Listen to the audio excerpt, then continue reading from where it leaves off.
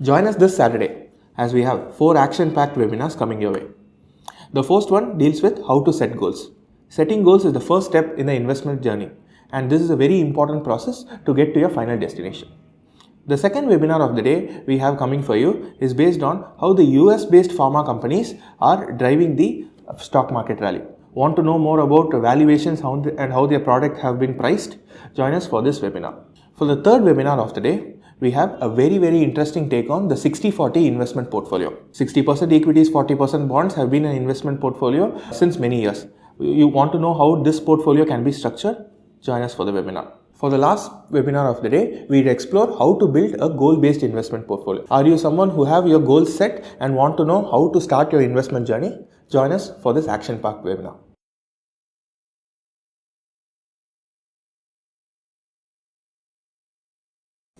Crude oil at $65 விளைவுகள் என்ன?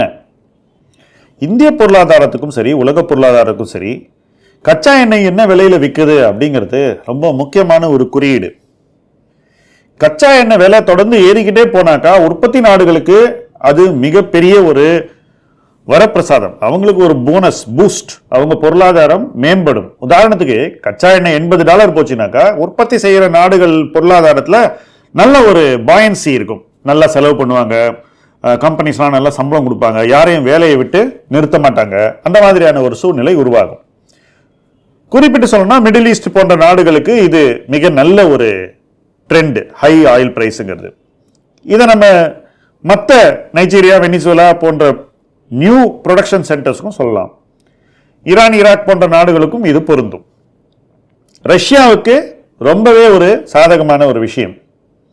But தன்னுடைய கச்சா தேவைகளை உற்பத்தி செய்யாத நாடுகள், அதாவது இறக்குமதி செய்து நுகர்வுக்கு, வளர்ச்சிக்கு, பயன்பாட்டிற்கு யாரெல்லாம் டிபெண்ட் பண்றாங்களோ இறக்குமதியை, அவங்களுக்கு ஹை ஆயில் பிரைஸுங்கிறது பொருளாதாரத்தின் மேல ஒரு பெரிய அழுத்தத்தை கொடுக்கும். ஸோ எக்கானமி ஸ்ட்ரெஸ்ல இருக்கும். இப்போ நம்முடைய பொருளாதாரத்தை எடுத்துக்கங்க.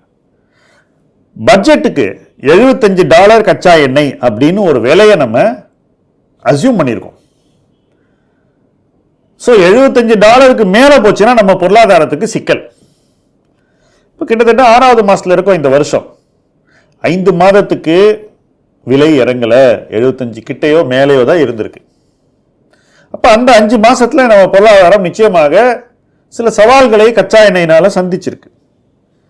பட் இன்னைக்கு நாம கச்சா விலைய $60 நோக்கிய ஒரு பயணத்துல பார்த்துக்கிட்டு இருக்கோம்.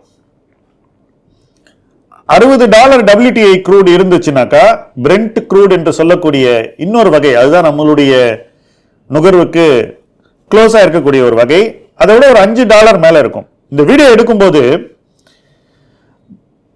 பிரெண்ட்டினுடைய விலை $69. பட் இதே நேரத்தில் இந்தியன் பாஸ்கெட்னு ஒரு க்ரூட் இருக்கு. அதாவது என்னன்னா, நாம வாங்கக்கூடிய க்ரூட் வகைகள் அதனுடைய விலை $72.27 இருக்கு. ஸோ ஆக்சுவலா இந்தியன் க்ரூடினுடைய விலை WTI பிரெண்ட் இறங்கின அளவுக்கு இறங்கல. WTI இன்னைக்கு $66 தான் இருக்கு. ஸோ கிட்டத்தட்ட $6 எக்ஸ்ட்ரா நம்ம கொடுக்குறோம் நம்முடைய க்ரூட் வகைக்கு. ஏன்னாக்கா இந்த க்ரூட் வகை தான், இந்தியன் பாஸ்கெட் இருக்கக்கூடிய வகை தான் நம்முடைய ரிஃபைனரிக்கு பொருத்தமானது. நம்ம ரிஃபைனரினால அந்த லைட்டர் க்ரூட்ஸை ப்ராசஸ் பண்ண முடியாது, அதுக்கான ஒரு சிஸ்டம் நம்ம கிட்ட இல்லை.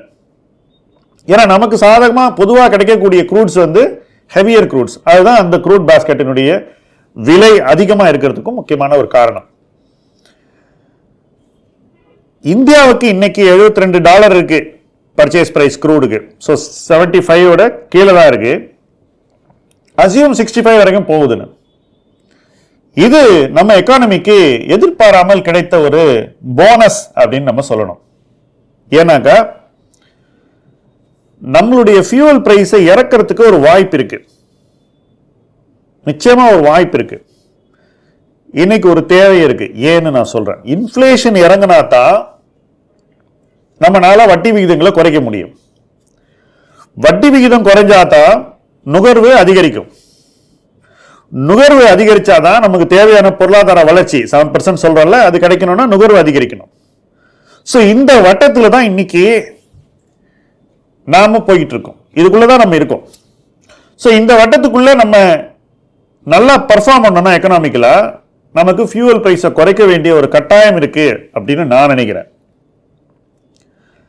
அப்ப ஏன் சார் வெயிட் பண்றாங்க அப்படின்னு நீங்க கேட்கலாம். கவர்மெண்டினுடைய வேகம் அப்படிதான் இருக்கும். எந்த ஆட்சி இருந்தாலும் உடனடியாக ஒரு ரியாக்ஷன் எடுத்து பண்ணணும்னா அவங்களுக்கு ஏதாவது ஒரு அரசியல் ஆதாயம் கிடைக்கும்னா பண்ணுவாங்க. உதாரணத்துக்கு உடனே ஒரு எலெக்ஷன் இருந்தால் விலையை குறைச்சிருவாங்க. ஏன்னா அது வாக்காளர் மத்தியில் அவங்க செல்வாக்க அதிகரிக்கும். இது யார் ஆட்சியில் இருந்தாலும் இயல்பாக நடக்கக்கூடிய ஒரு விஷயம்தான். பட் ஒரு விஷயம், நம்முடைய ஃபியூவல் பிரைசஸை நிர்ணயிக்கும் போது நாம மைண்ட்ல கொள்ள வேண்டிய ஒரு விஷயம், உங்களுடைய அரசியல் சார்பு என்னவா இருந்தாலும் இதை தெளிவாக புரிஞ்சுக்கிங்க. ஒரு லெவலுக்கு கீழே நாம டாக்ஸஸை குறைக்க முடியாது. ஏன்னு சொல்றீங்களா?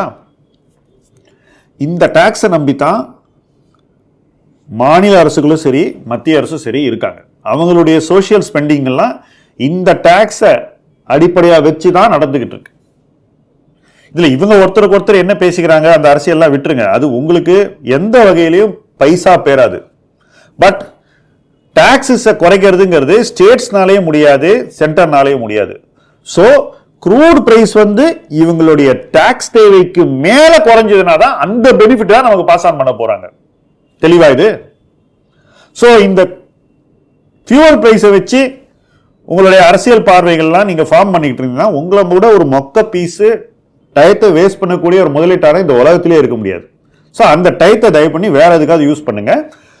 கிளியரா சொல்றேன், கவர்மெண்ட்டுக்கு ஒரு டாக்ஸ் தேவை இருக்கு, ஸ்டேட் கவர்மெண்ட்டுக்கு ஒரு ரெவென்யூ இருக்கு, சென்ட்ரல் கவர்மெண்ட்டுக்கு ஒரு ரெவென்யூ தேவை இருக்கு. ஃபியூவல்ல இருந்து அந்த ரெவென்யூ வர வரைக்கும் அந்த ரெவென்யூ பாதுகாத்து அவங்க பிரைஸை மெயின்டைன் பண்ணுவாங்க.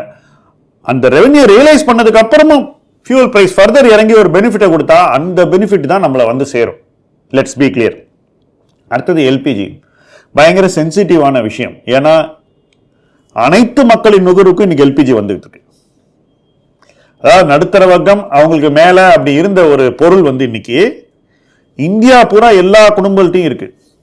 நிறைய பேர் சொன்னாங்க அடுப்பு வச்சு எரிக்கிறவங்க எப்ப எல்பிஜி எல்லாம் யூஸ் பண்ணுவாங்க, அவங்களுக்கு தேவையில்லை, இப்படி எல்லாம் நிறைய 5 வருஷம் முன்னாடி பேசினாங்க. ஆனா இன்னைக்கு பாருங்க, எல்பிஜி இல்லாத வீடே இருக்காது. எல்லார்கிட்டயும் எல்பிஜி இருக்கு. எல்பிஜி விலை குறைஞ்சதுன்னா எல்லாரும் எல்பிஜி யூஸ் பண்ணுவாங்க. கண்டிப்பா அவங்களுடைய வசதிக்கு ஏற்ற மாதிரி இருந்தா எல்பிஜி யூஸ் பண்ணுவாங்க.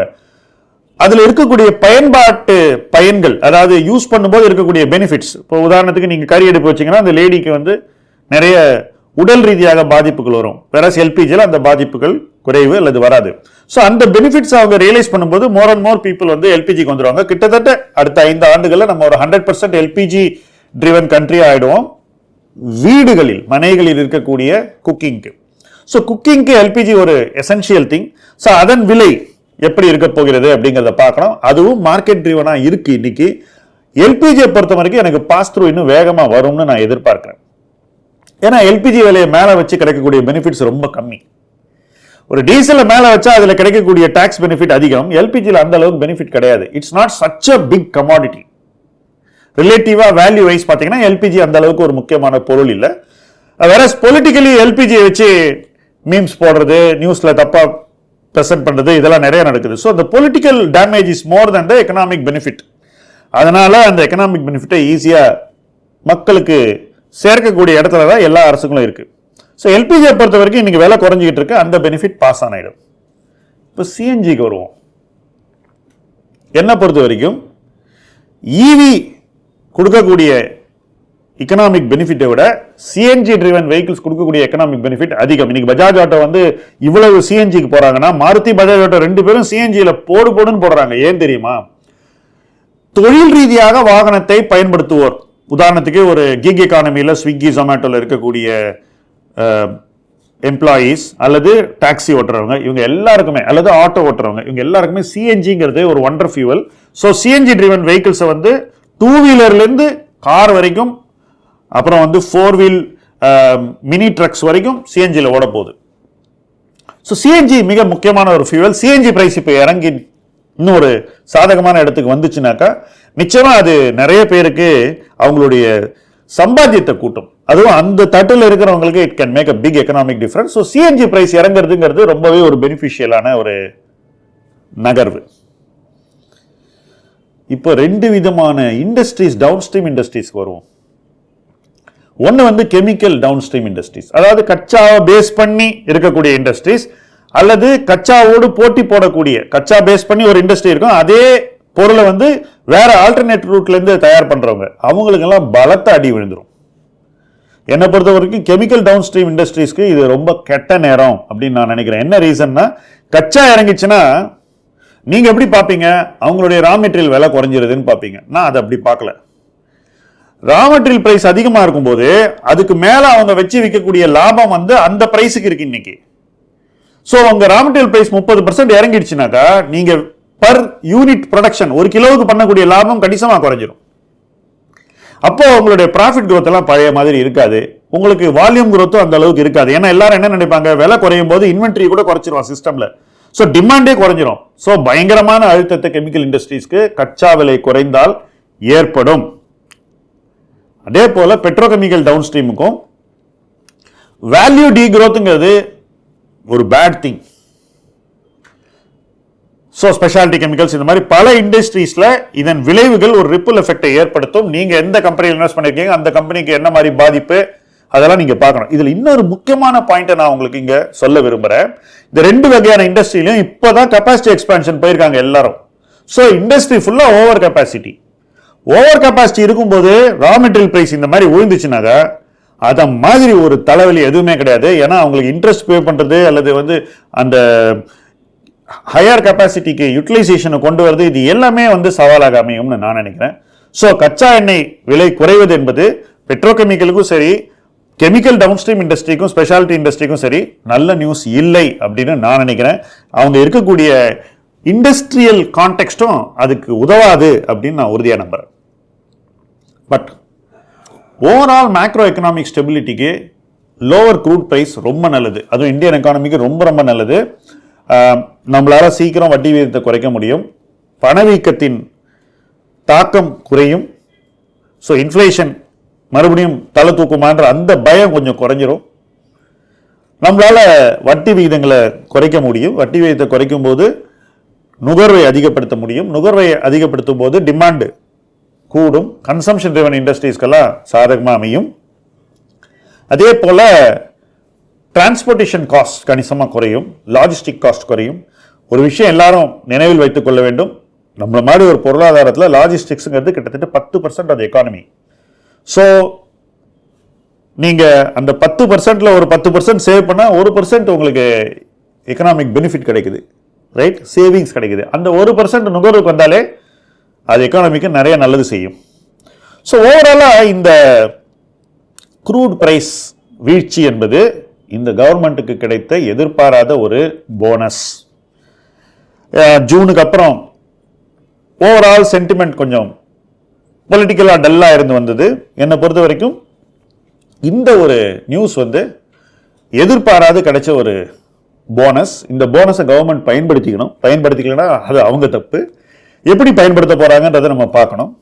பட் இன்னைக்கு இருக்கக்கூடிய அரசியல் போட்டி சூழல்ல இதை பயன்படுத்தாம எந்த அரசியல் குரூப்பும் இருக்காது. எல்லாரும் அதை எப்படியாவது யூஸ் பண்ண பார்ப்பாங்க. ஒருத்தன் வந்து இன்னொருத்தன் அனௌன்ஸ் பண்ணுவான் அப்படின்ற எதிர்பார்ப்புலயே முன்னாடியிலேருந்தே அவன் கேட்க ஆரம்பிப்பான் குறைன்னு. இதை பீட் பண்றதுக்கு யார் வந்து ஆட்சியில் இருக்காங்களோ அவன் முன்னாடியே குறைச்சி நான் தான் பண்ணேன்னு சொல்லணும். ஸோ இந்த அரசியல் போட்டிகள்லாம் நடக்கும். பட் ஆஸ் அ இன்வெஸ்டர் இந்த நியூஸை நீங்க எப்படி புரிஞ்சுக்கணும்? நிறைய இண்டஸ்ட்ரீஸ்க்கு பெனிஃபிட் வரும், மேக்ரோ எக்கனாமிக் பெனிஃபிட் வரும். நிறைய இண்டஸ்ட்ரீஸ்க்கு இது சவாலாகவும் அமையும். சில இண்டஸ்ட்ரீஸ்னுடைய ஏர்னிங்ஸ் growth குறைஞ்சிரும். அப்போ PE ரேஷியோ வந்து மேலும் சரியா கூடும். இதையெல்லாம் பேலன்ஸ் பண்ணி தான் ஒரு வியூவை நீங்க ஃபார்ம் பண்ணணும். ஒருமித்த கருத்து அப்படின்னு ஒன்று கிடையாது.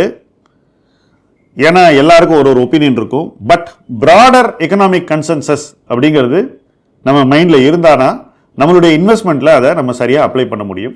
ஸோ ஒரு நியூஸ் வருது, ஒரு ட்ரெண்ட் வருதுன்னா அந்த ட்ரெண்டை எப்படி புரிஞ்சுக்கணும், அதன் விளைவுகளை எப்படி நம்ம உள்வாங்கிக்கணும், அதிலிருந்து நமக்கு என்ன பயன்கள் கிடைக்கும், என்ன பாதகங்கள் சாதகங்கள் ரெண்டுத்தையும் நம்ம தெரிஞ்சுக்கணும். ரெண்டுத்தையும் புரிஞ்சுக்கிட்டு நம்முடைய முதலீட்டு முடிவுகளில் அதை கொண்டு வரணும். அப்படி கொண்டு வந்தால் தான் நம்மளுடைய முதலீடுகள் சீராக அமையும். நல்ல ஒரு ஜேர்னியில நம்மளால இன்வெஸ்ட்மெண்ட்ல பயணிக்க முடியும். அப்படிப்பட்ட ஒரு ஜேர்னியில இணைந்து பயணிப்போம். முதலீட்டு களம் உங்கள் களம். நன்றி.